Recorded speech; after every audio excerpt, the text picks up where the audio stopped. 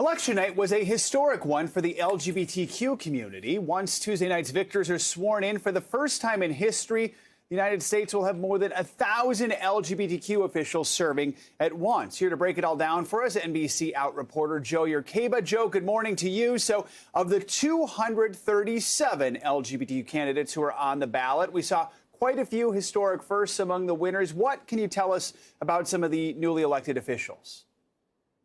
Yes, there are quite a few firsts. New York City now has 6 out LGBTQ representatives on its 51-person council, which is the largest group of out LGBTQ council members ever elected in the city. And then in Ohio, Dion Manley became the first trans person elected in the state after winning his race for the Gahanna-Jefferson School Board.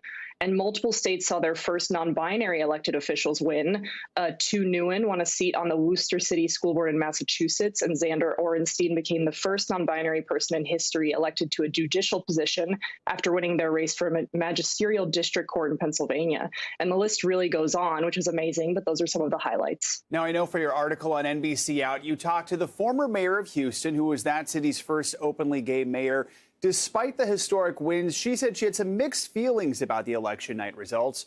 Tell us about some of her concerns.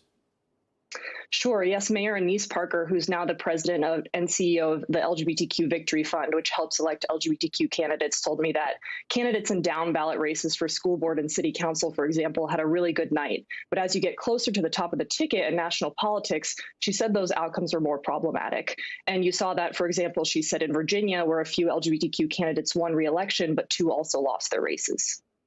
So what did she tell you were the biggest obstacles that she thinks are facing LGBTQ candidates moving forward? Sure. Yeah. She said that many candidates were facing culture war battles. And we specifically talked about how anti-transgender rhetoric has played a significant role in elections this year. And she said many candidates don't know how to respond to that.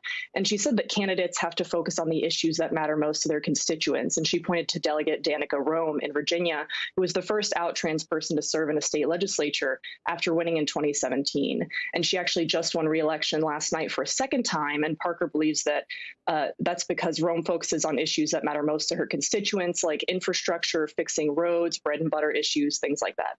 All right. Joe Yerkeba. Joe, thanks as always. Thank you. Thanks for watching our YouTube channel. Follow today's top stories and breaking news by downloading the NBC News app.